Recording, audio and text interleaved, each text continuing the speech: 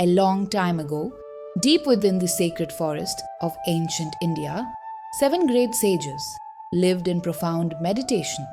These sages had renounced all worldly pleasures, dedicating their lives to seeking eternal truth and understanding the mysteries of life, the self, and the universe.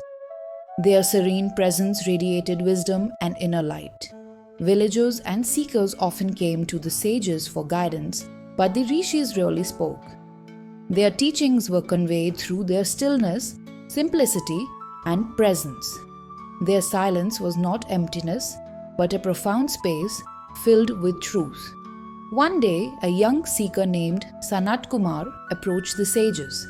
He was radiant with innocence, yet driven by an intense longing for knowledge.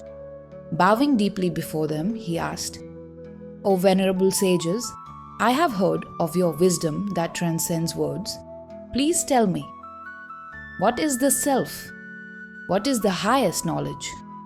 The sages exchanged gentle smiles, but remained silent for a moment. Then one of them gestured for Sanatkumar to sit among them.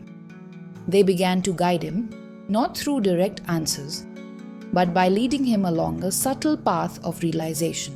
The sages explained that knowledge unfolds in stages like a lamp, gradually illuminating darkness. They began teaching Sanatkumar about the progressive steps toward self-realization. Then the first sage started speaking. Everything begins with name. It is through name that we identify, recognize, speak, and remember. A child is named, a place is named, a god is named, but name is only a surface, a label, a sound. Just as calling water by name cannot quench your thirst, knowing the self by name alone will not reveal it. Another sage added, "Speech gives power to name. It gives form to thought. With speech, we create poetry, promises, prayers." But the sage paused, and his gaze turned inward. And yet, speech can also deceive. It can hide truth just as easily as it can reveal it. It is a tool, but it is not the source. Truth is not found in beautiful words, but in silent knowing. Then the third sage said, "The mind is vast. It leaps across memories and dreams. It reflects, compares, judges, and imagines." But the sage raised his hand in caution. The mind is not always a friend. It is restless. It filters reality through fear, desire, and habit. It sees, but it also distorts. Like a trembling lake cannot reflect the moon clearly, a restless mind cannot reflect the self. Another sage, older and serene, spoke next. Then comes will.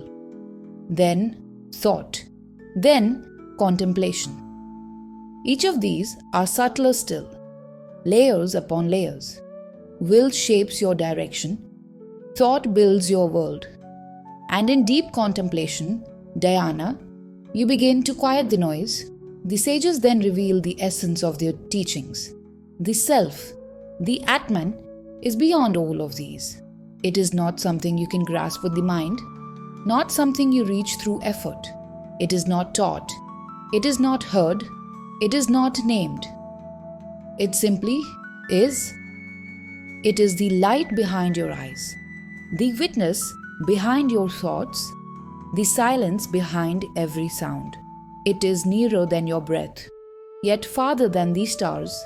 And in that moment, as the forest returned to stillness, and the sages spoke no more, Sanatkumar bowed deeply before the sages. He felt something within him shift, not in his thoughts, not in his understanding, but in his very being.